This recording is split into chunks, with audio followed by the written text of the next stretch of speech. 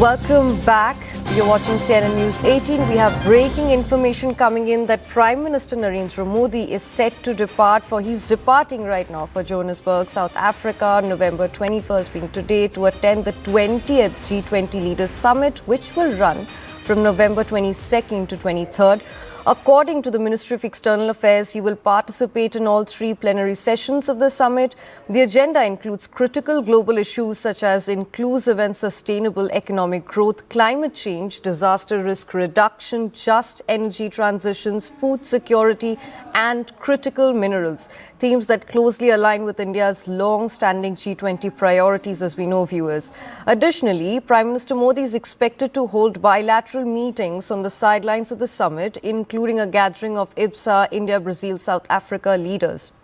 The MEA has emphasized that South Africa's G20 priorities reflect a strong continuity with India's own G20 agenda, especially on issues central to the Global South.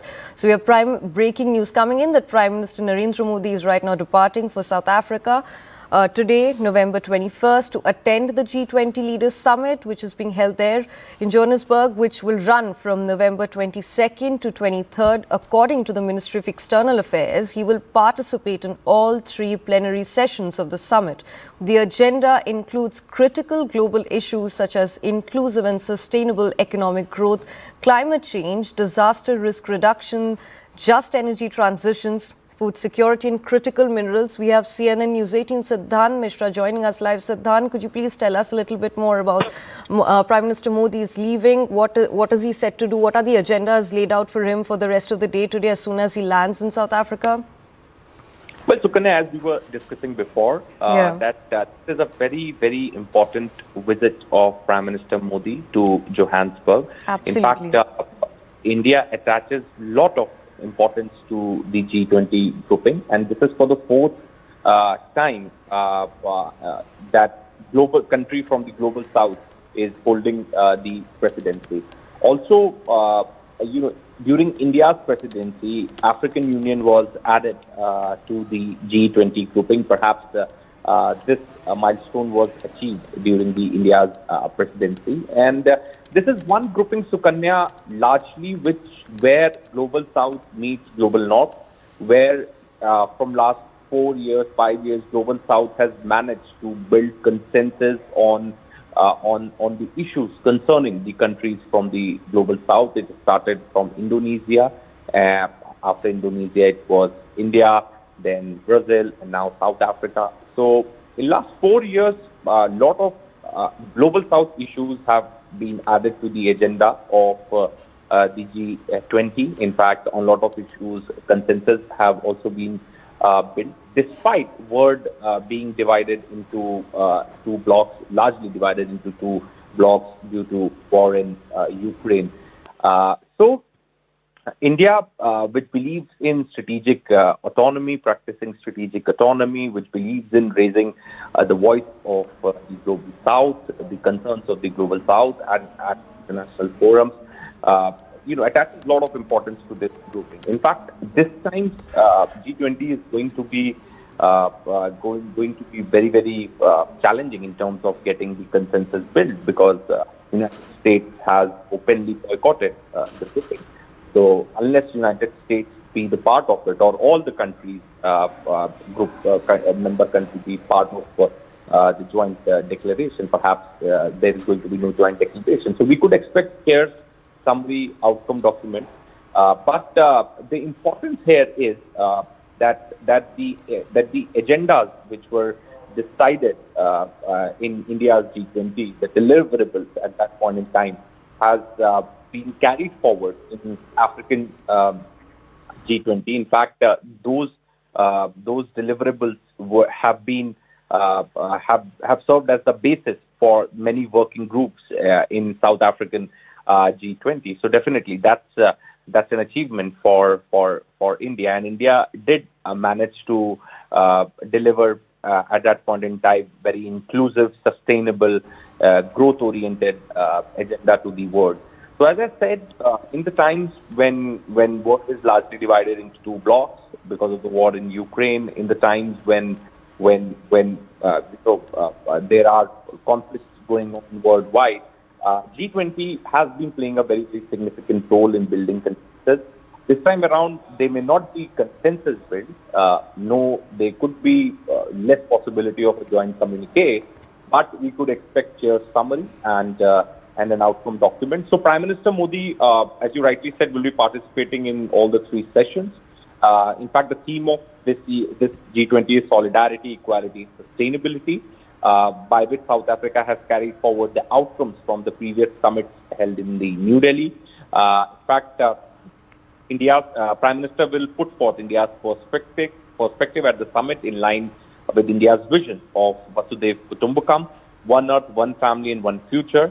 In fact, Prime Minister Modi also writes in the departure statement that I look forward to my interactions with world leaders, partner countries, and participation in the sixth IBSA summit is scheduled on the sidelines of the G20 summit. So Prime Minister will also be holding meetings with IBSA countries, India, South Africa, and Brazil. In fact, their foreign ministers met earlier this year. So it's going to be an action-packed 2-day visit of Prime Minister Modi to Johannesburg, and India will be India will be putting forward its perspective when it comes to the global issues, when it comes to terrorism, when it comes to financial issues, when it comes to raising the concerns of the countries from the global south. Right.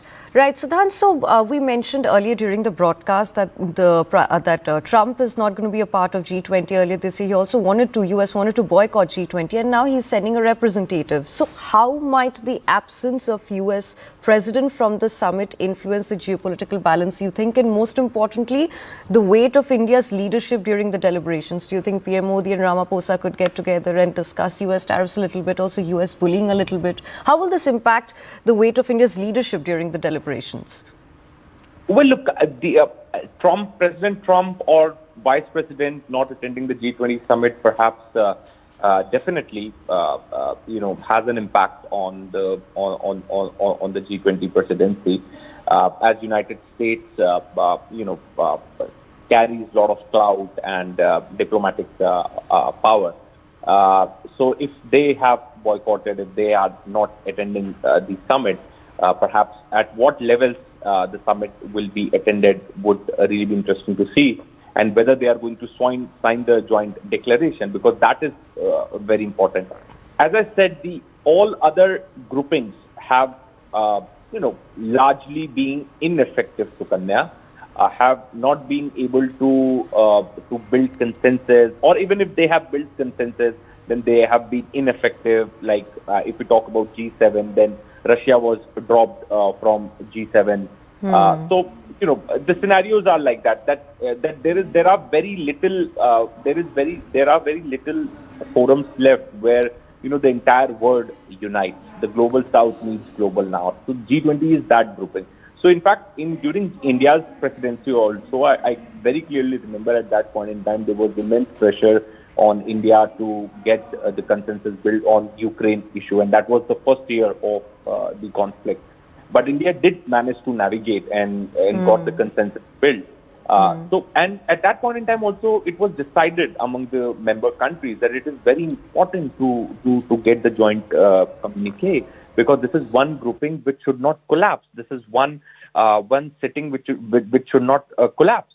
So that was the general perception, that was the general viewpoint of the world leaders way back in 2023 when India was hosting the G20 summit. So this time around, as I said, that there may be a joint communique, there may not be a joint communique. It all depends on United States and allied countries, how they are going to look at the draft which will be offered to them by the South African presidency.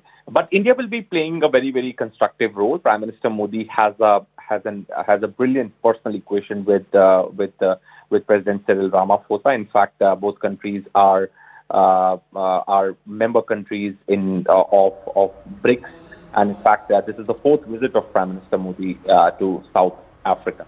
So definitely, India will be playing a very constructive role. Will put forth India's point of view, agenda, concerns of the global south, financial issues, terrorism, and also the message of Vasudhaiv Kutumbakam. And Prime Minister is in fact participating in all the three sessions.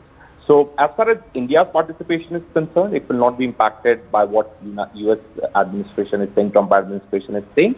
But yeah, in general, there would be a problem in building consensus and getting a joint communique. Right. Absolutely. Thank you so much, Siddhant, for sharing all that information with us.